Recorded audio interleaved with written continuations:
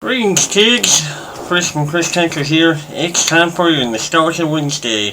This is episode number 5. Hey, if it's your birthday this week, happy birthday from Chris Country. For those of you that are new to the little series, Nostalgia Wednesday, basically I just try to go over interesting things that happen, like either this week or sometimes this particular day in more recent history. By more recent, anything usually 80s or 90s. I try and stay within the last 20, 30 years.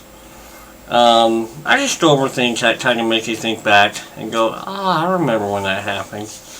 And then I also, of course, go over what was number 5, 10, 15, 20 years ago in the pop and country charts. That said, let's get on with the little program here.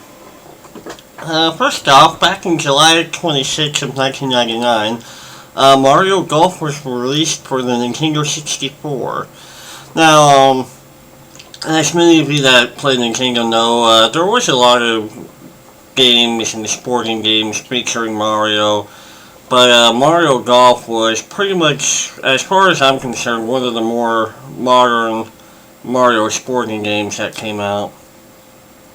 But it was a pretty good game, actually. I mean, I've only played bits and pieces of it, but still pretty fun, especially for a golfing game. July 22nd of 1997, Apple released Operating System 8. It was boasted as being easier integration, and also the first of their OSs to have a 3D look. Now, of course, this was back when Steve Jobs wasn't around at Apple, and they were actually really struggling at the time, especially with the competition coming in from Microsoft.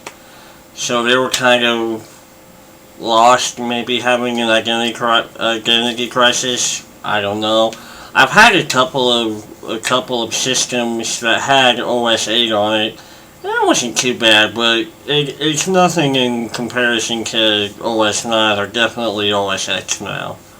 But just kind of made me think back to when it was the older Macs and stuff like that with the older OS.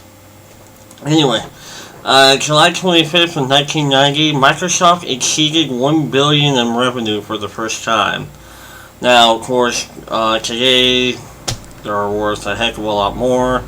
But I guess they were one of the first major tech companies to actually exceed the 1 billion revenue marker. So this was pretty big, especially for back in 1990 at the time. Also, July 26th of 1996, Microsoft and AT&T teamed up to make Internet Explorer. Microsoft was looking to get into the internet browser business. AT&T saw it as a way to help expand their long-distance telephone program at the time.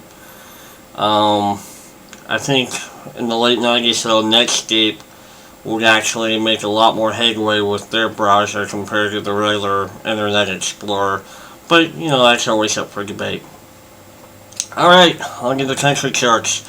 Got some new ones and some repeats on the shoot charts this time around. So, but we'll go ahead and get on with it. Number 1 year ago on the country chart was Eli Youngband's "Even If It Breaks Your Heart." Number 5 5 years ago, the number 1 for the second week in a row was Blake Shelton's "Home." 10 years ago was Lone Star's "My Front Porch Looking In." 15 years ago, "I Can Still Feel You" by Carla Rae. It will be its second and final week at number 1. And 20 years ago, Alan Jackson's "Chattahoochee" was at its second week at number 1. Running over to your pop charts. Number 1, let's all take a guess. Carla Rae Jepsen's "Call Me Maybe," now at its 6th week at number 1 year ago. 5 years ago, care to take a guess? Katy Perry's "I Kissed a Girl" was at its 4th week now. 10 years ago, Beyonce featuring Jay-Z, "Crazy in Love," that one was at its 3rd week 10 years ago. 15 years ago, the number 1, Brandy and Monica, "This Boy Is Mine," was at its 8th week. And 20 years ago, holy crap, a new one. UB40s can't help falling in love. So there's your country and pop chart number 1 reviews. As always, I'm Chris for Chris Country. I hope you found this little episode to be entertaining. And of course, I'll throw links to all the videos down below in the description there. Again, I hope you all are having a great day, night, week, weekend, whatever time it happens to be when you're looking at this video. You can always visit me at Facebook. I got the Chris Country page up there.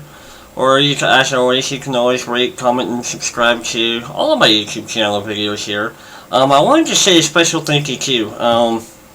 Earlier this week, my channel as a whole actually exceeded 4,000 views.